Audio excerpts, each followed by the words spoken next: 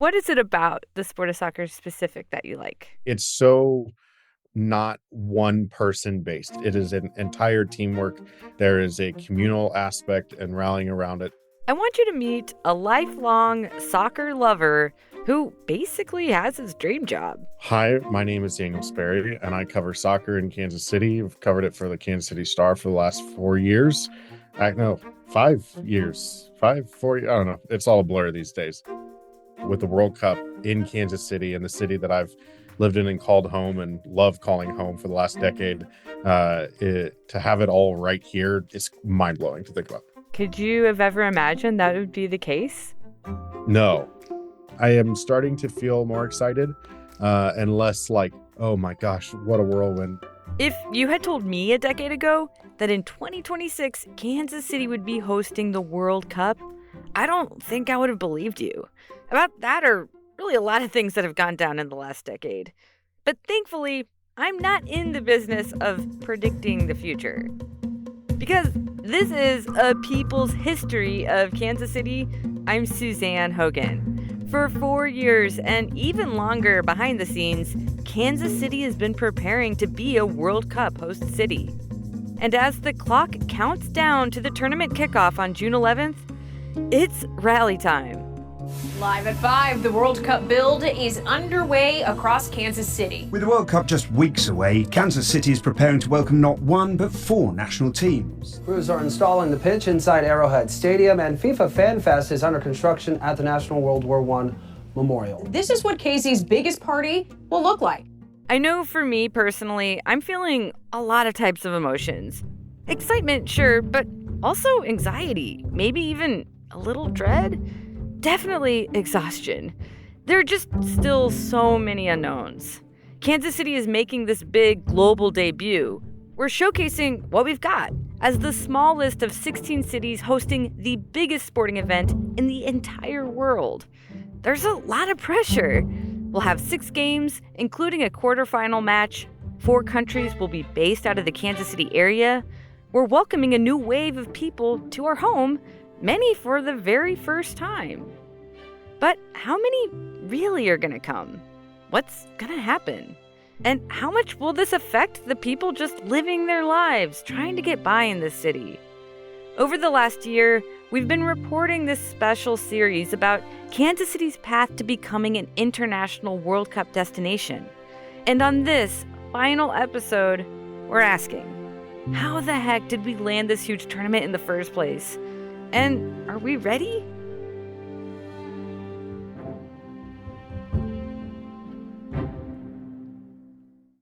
We'll hear more from Daniel Sperry a little later, along with another Kansas City journalist bringing a critical eye to this event. But right now, I want you to meet one of the key people who's been working behind the scenes to make this all happen. My name is Kathy Nelson, and I serve as president and CEO for the Greater Kansas City Sports Commission, and I also serve as president and CEO for Visit Kansas City. Kathy Nelson is a local sports powerhouse. She's a Kansas Citian, a former broadcast journalist, and one of the former leaders behind Win for KC, a nonprofit that empowers young girls through fitness. She is also at the head of these 2 other separate big-time nonprofit organizations. It is important to know that both of them work together. Visit KC is focused on hotels, convention centers. Sports Commission is focused on sports events and activities.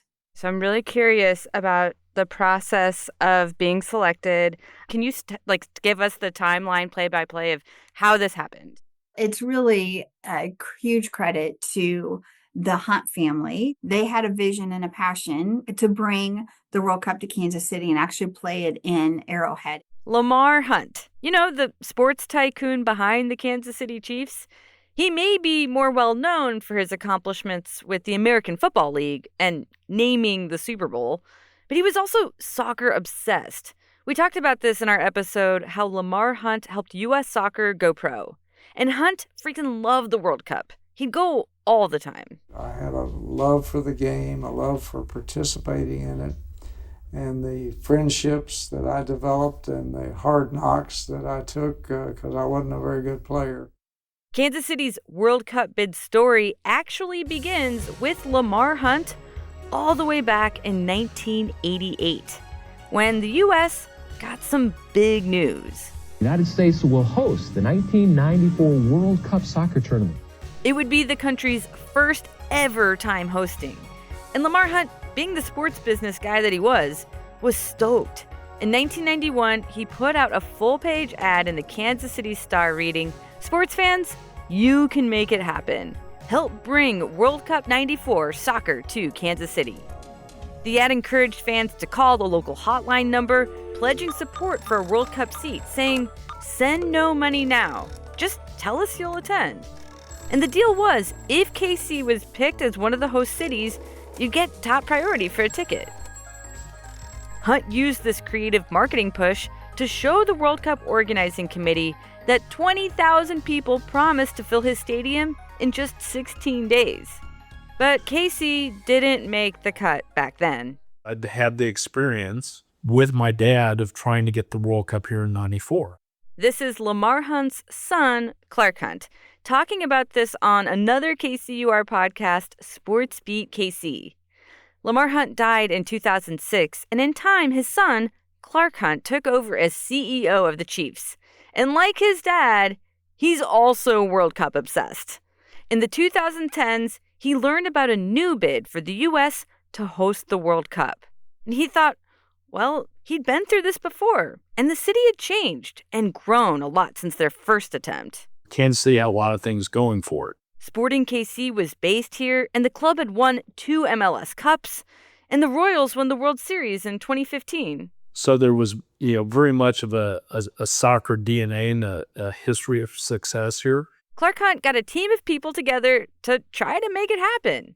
Cliff Illig, who owned Sporting KC, and Kathy Nelson, of course. So that's when I got involved as someone that puts bids together and leads that opportunity. Through 2015, 16, 17, as the U.S. was compiling its bid as a country to FIFA, this early group of local heavy sports hitters made sure Kansas City was considered as a possibility. We sat with our team sometimes at midnight for multiple nights in a row, where we would look at the material that we were going to present to U.S. Soccer at the time to be a host city. The process of selecting what country will host the World Cup and then which cities is complicated and long. But the short version is that interested countries create these bids, including all this detailed information on how they could pull it off. Then members of FIFA, the organizing body of association football, vote to decide. As you might imagine, this intersects heavily with big business and politics. And FIFA's selection process has been widely criticized for its lack of transparency, money laundering, and fraud. In 2015, the United States led a major corruption investigation against FIFA, alleging hundreds of millions of dollars in bribes and kickbacks. Dozens of people were eventually indicted. And a new leader, Gianni Infantino, was brought in as FIFA's president to spearhead reforms. And dear friends, we need your support to rebuild FIFA's reputation. Why? Well, because one man alone cannot do anything. Because we are a team. But FIFA, under Infantino, has remained controversial. The 2 most recent World Cup tournaments in Russia and Qatar were highly criticized for human rights violations. Both countries discriminate, sometimes violently, against LGBTQ people, and both were accused of violating labor laws, abusing migrant workers who built tournament infrastructure. There have also been questionable pay raises for FIFA executives, ongoing ticket pricing scandals, and Infantino's relationship with Donald Trump has raised many concerned eyebrows. He awarded Trump the first ever FIFA Peace Prize late last year, violating FIFA's own human rights policies around neutrality. All this is to say, FIFA's poor reputation is well known. Yet despite that, many countries see hosting this tournament as a big opportunity. It's billed as this once-in-a-lifetime chance to stand on the world stage, attract new visitors, and international business. So we have a winner for the 2026 FIFA World Cup. In 2018, FIFA made the big announcement. The member associations of Canada, Mexico, and USA have been selected by the FIFA Congress to host the 2026 FIFA World Cup. Thank you. A triple country bid to host the World Cup meant spreading out the cost and potentially spreading out the benefits, which began a whole other phase. Which cities would FIFA pick to host a game? So we had made the cut 3 or 4 times throughout the years, each time needing to rebid and prove ourselves as to why they should look at us. Part of convincing FIFA meant representatives coming to Kansas City to see it for themselves. They've, of course, been to New York, they've been to Miami, they've been out to LA, but really had never been to the Midwest part of the country. So for us, not only did we need to prove that we could host this, we had to prove what was happening in the city so they could really see it. This was 2021, a year after the pandemic shut down, 2 years before Kansas City got its shiny new airport. So at the time, anyone that flew into town arrived at that old horseshoe terminal, something akin to a glorified bus station, which I personally really liked, but no one's asking me. Anyways, Kathy and the KC bid team used some inventive strategies to help make the experience really stand out. You know, we don't like to give away all of our secrets because we still compete against other cities for other opportunities and events.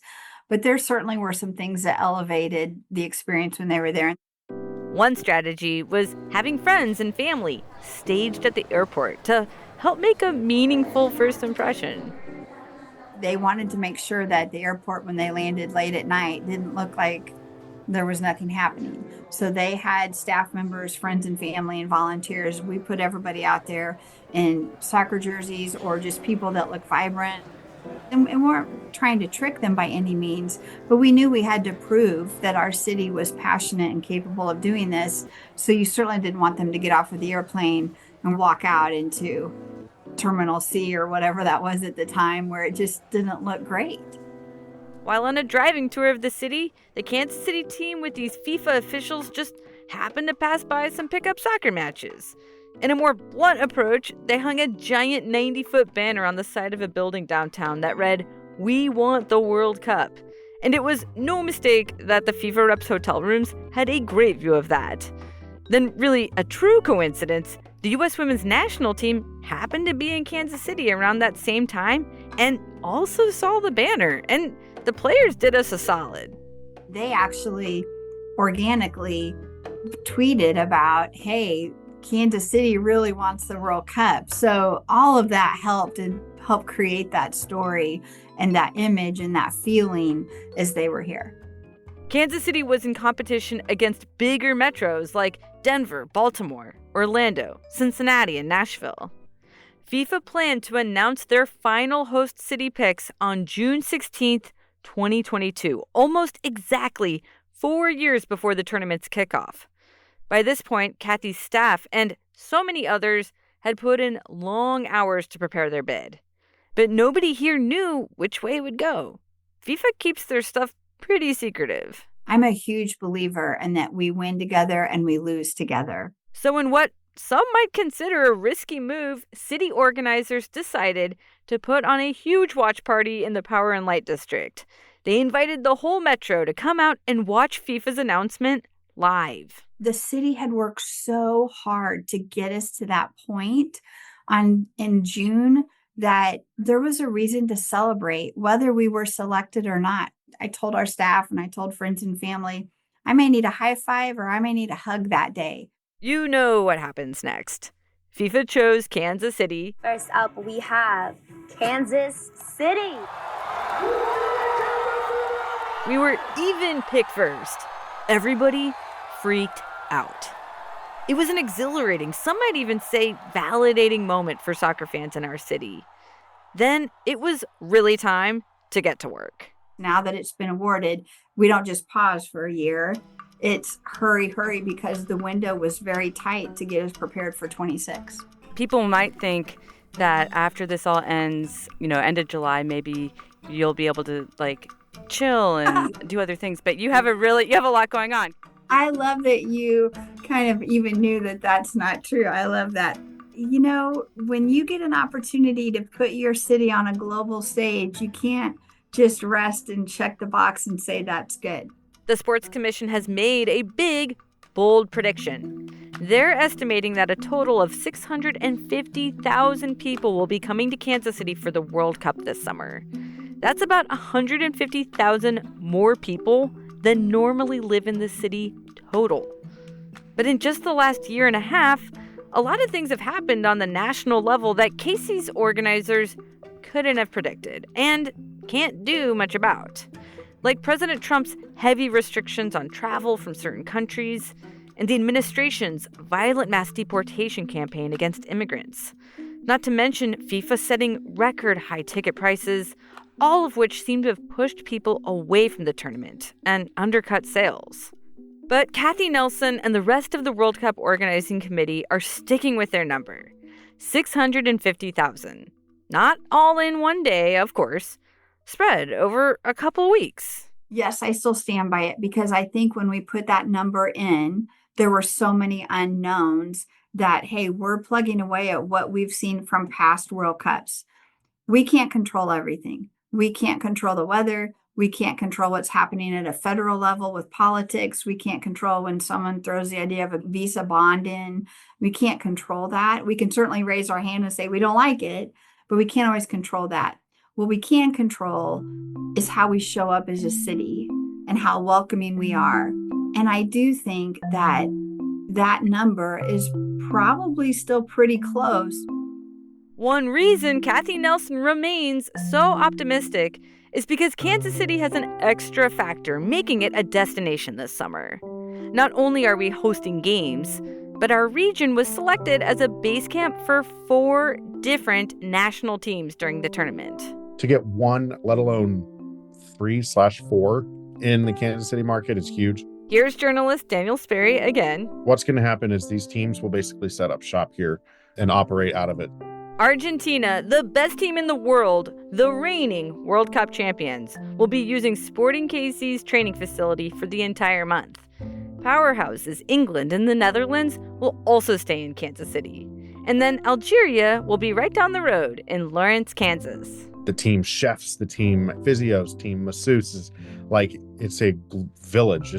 I think England's looking at probably close to 200, 300 people. I wouldn't be surprised that are there just to support the team. Families have a place that they come and stay every night after, they go out, they do stuff. It goes beyond just the players.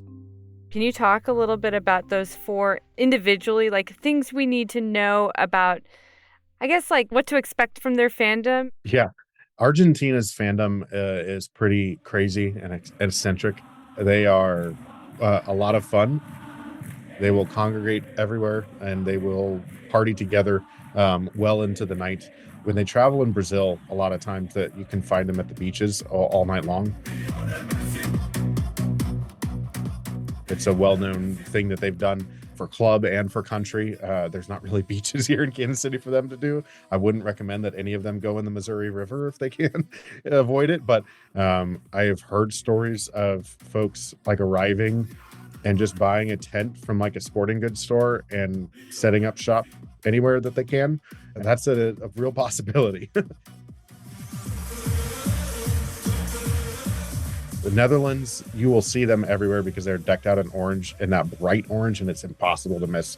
They're a good time. Really, you have 3 of the world's most well-traveled fan bases all coming here with England, Argentina, and Netherlands.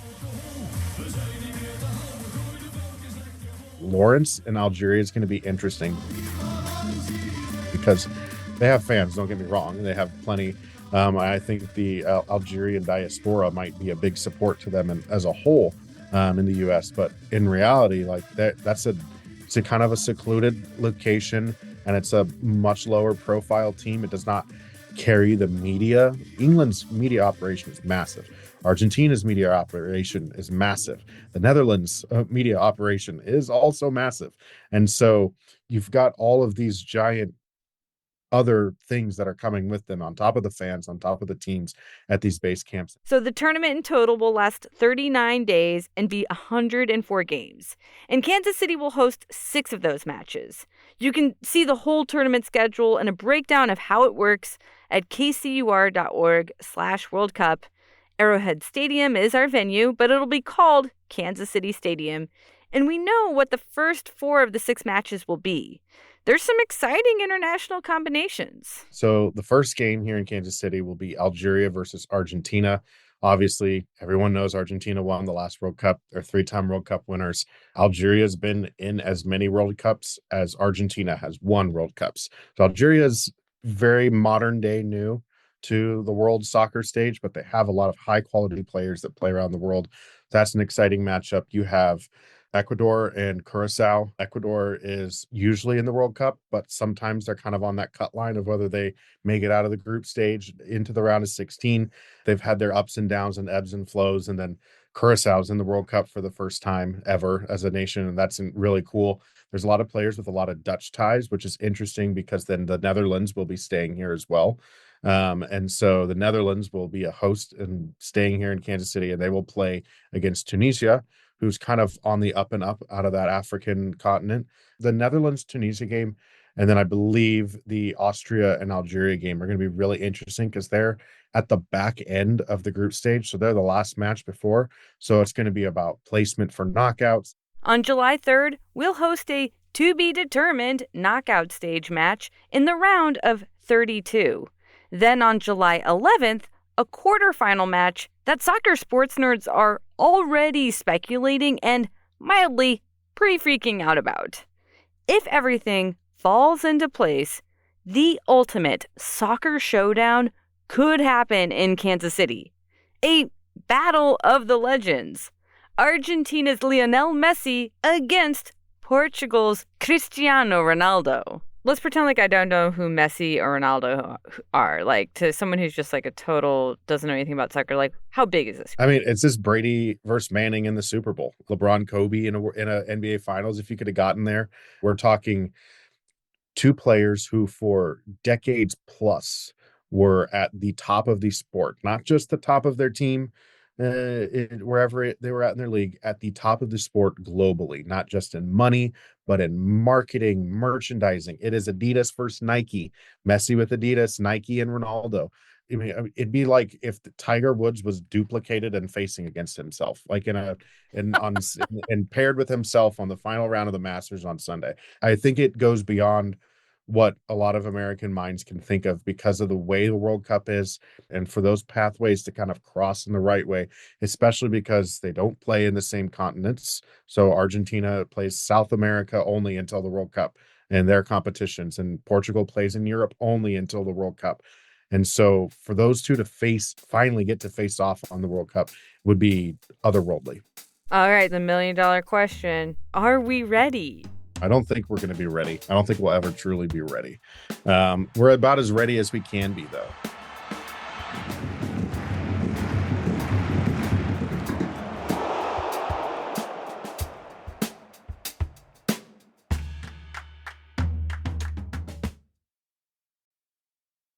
Like it or not, the World Cup will be here in a matter of weeks.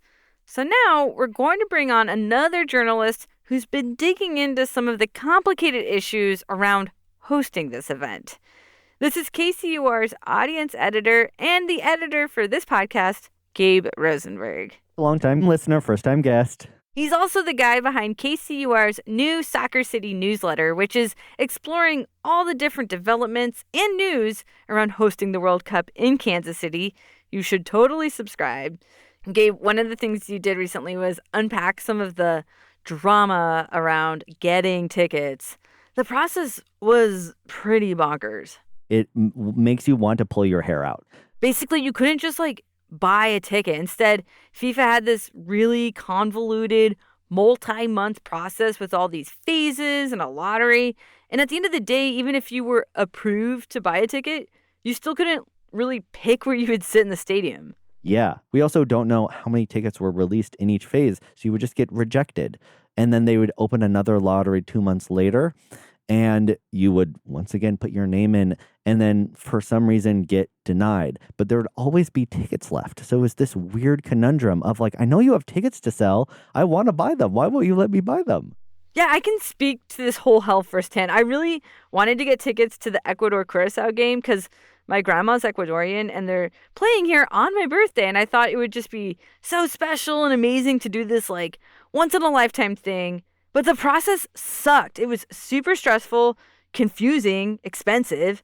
FIFA itself predicted that it's going to make like $11 billion off of this tournament, but it's charging hundreds, even thousands of dollars for ordinary tickets, and then even more for special super deluxe packages. It's crazy. I mean, eventually I did give up my credit card to the FIFA gods and got my ticket. They just put me wherever they wanted to, but it's fine. We're going to have fun. It'll be fun. I'm also going to Ecuador versus Curacao. I'm so excited. I maybe we'll find each other somewhere in the 80,000 person crowd. Okay, so even if people can't go to an actual game, there are plenty of other ways to join the festivities in town. The big one is Kansas City's FIFA Fan Festival. There's one in every host city. Can you describe Fan Fest and tell us what we should expect? Yeah, so one of the most recent big events that we hosted in town was the NFL Draft, which sort of took over the World War I Museum and Memorial over down to Union Station. There was screens to watch the event, and there was activities, and it's in the exact same place. You'll be able to watch the games while they're happening. So there's sort of a place to be in a big communal setting for this watch party. It's not even by far the only watch party in town. Sporting KC is hosting watch parties at their stadium. Power and Light will likely have watch parties. There's going to be ones in Overland Park and in the Northland. If you want to watch a game with people, you will have a place to go. But one of the things that the Fan Festival here is doing, which is completely free, you just have to get your ticket in advance, they're sort of treating it like a summer festival. I mean, there's going to have national headliners every weekend. You've got Flo Rida and the Chainsmokers and the All-American Rejects, and then dozens of local artists. I mean, Tech Nine. If there is a Kansas City sporting event, Tech Nine is not far behind. And he is playing not once, but twice at the Fan Festival. It's it really looks like a music festival that they are doing for 5 weekends in a row. So I think they have a 25,000 person capacity. And so it's really going to be sort of the heartbeat of the city. They're also hoping that people go from the Fan Festival, which is right along the streetcar line, down to the Crossroads and maybe go check out some shows. And there's going to be a night market across the Crossroads. And 18th and Vine is doing watch parties and, business activations. They're really getting the whole city involved in this. So this issue of transportation is a big one. From the start of Kansas City's World Cup journey, transit has been maybe the biggest point of concern for all the people living here and for all of these new visitors descending on town. Yeah, so a big reason we started prepping so early and why we started this newsletter is because Kansas City is the smallest host city across North America. We also had the most to do to get ready. We are a city that doesn't really have great public transit. The idea that we would be putting up 75,000 people per game with 6 games at Arrowhead Stadium, which does not even have a bus line to get there. It's just in a parking lot, outside of the core of the city. The starting question, how do you get people there who don't speak English and who aren't living here and have cars? It's already a mess just trying to get there for a Royals game. Imagine a World Cup game. What are some of the solutions that we can expect to see in place for the tournament? So the sort of local World Cup organizing committee, KC 2026, is essentially contracting hundreds of buses that it's going to use as shuttles. There are going to be 5 essentially park and ride stops for game day ticket holders. You can catch a shuttle for $15 round trip to get to the stadium and back. That's pretty decently priced compared to some of the East Coast cities charging $100 for a train ride to the stadium or for $85 for a bus ride. So Kansas City $15 round trip ticket is sort of trying to keep things a lot more affordable. They're also like introducing these other shuttles that are connecting people to the fan festival, but also to like other economic centers around the city, like Oak Park Mall and like the Legends, to transport people who are coming into town, but also people who are just in town and want to, get up with the excitement, because there's not just like Kansas City, Missouri events. Overland Park is doing a bunch of stuff. Eastern Jackson County suburbs want to get in on the action. They sort of have created these shuttles and are offering passes that you can get to sort of take this sort of pop-up public transit around for the course of the tournament. There's going to be free shuttles now to the airport, to downtown. Finally! Finally, which is also another, like, we have no good way of getting to the airport. That's a huge issue for Kansas City, and something that, like, they were really ambitious about thinking about trying to fix ahead of the World Cup and just couldn't get there. So instead, shuttles. Amtrak is adding more cars. Amtrak has added trains and added train cars to increase its capacity to bring people across the state. Because also, Kansas City is the only Midwest city. We're the only one centrally located, which means that we're going to get a lot of people just driving in or coming in from surrounding states. Everyone is really trying to get a slice of this pie. And the major question is, how big is the pie going to be in the end? So this number, 650,000 people, has been the one that Kathy Nelson from the Sports Commission, Visit KC, is saying. But hotel booking and flight records are showing that that number may be a little high and even might be down compared to what other host cities are expecting. Projected visitor numbers are always a sell. They're a marketing sort of gambit to get people excited and get people buying in.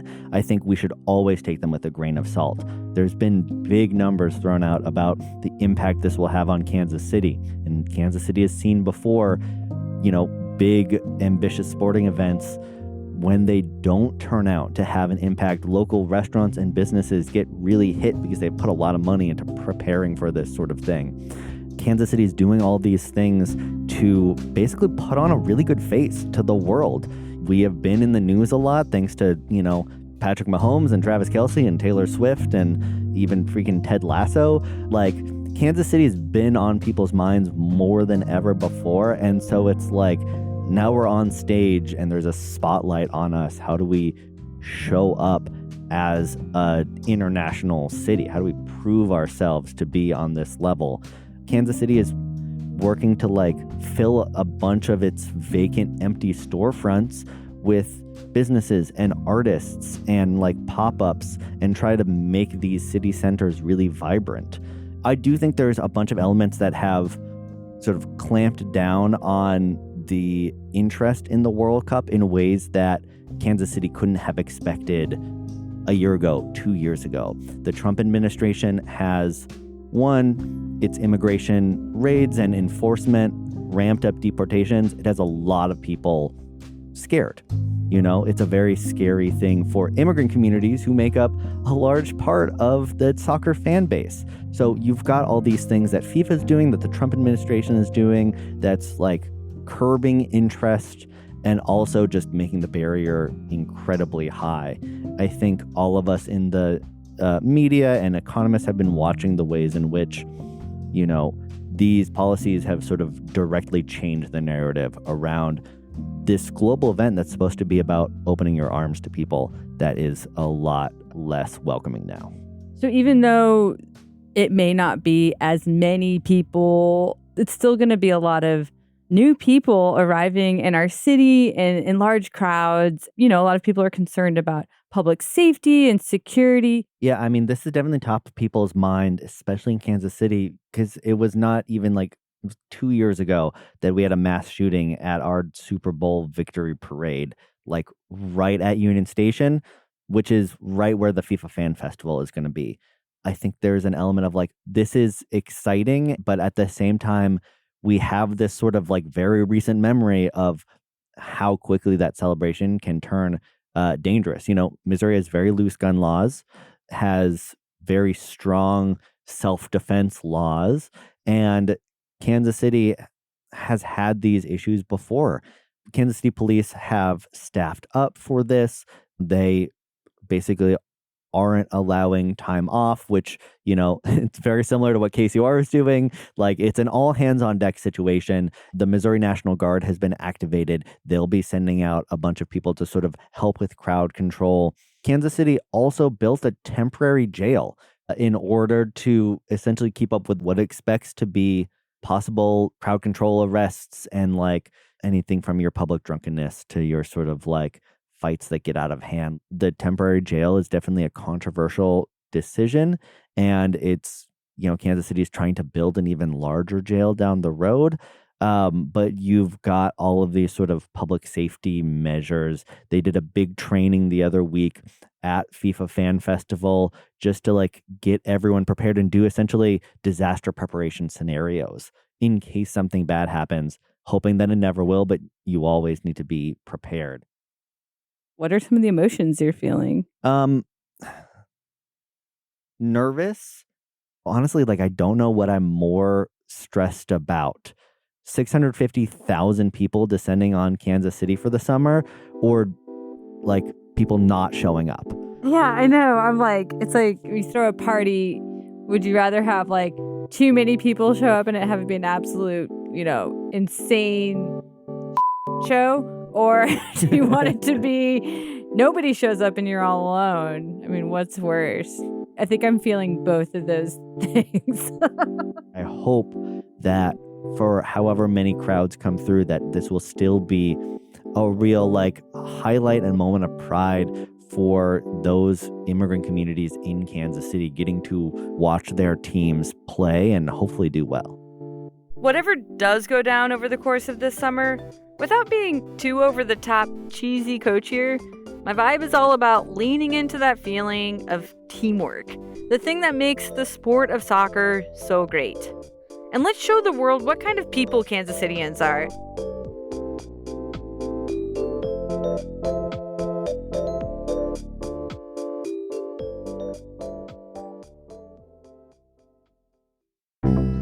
This episode of A People's History of Kansas City was reported, produced, and mixed by me, Suzanne Hogan, with editing by Mackenzie Martin and Gabe Rosenberg.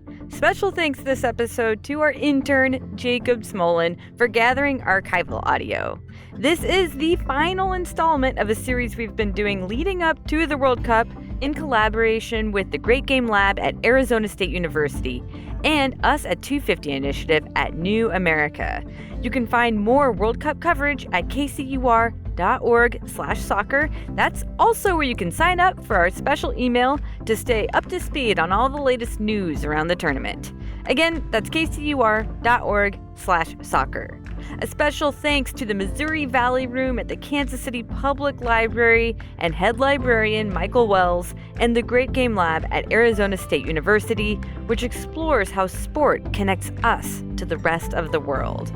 You heard sounds from KCTV5, BBC, Southern Methodist University Library's digital collections, FM projects, freesound.org, SportsBeat KC, CGTN, Africa News, FIFA, France 24, the Kansas City Star, Ultras Nation, Lunatic AI, Radio 538 Burke Music, Guardian Football, Yassine Idris, 11, Tech 9, and Blue Dot Sessions. We are a production of KCUR Studios, a podcast network in Kansas City.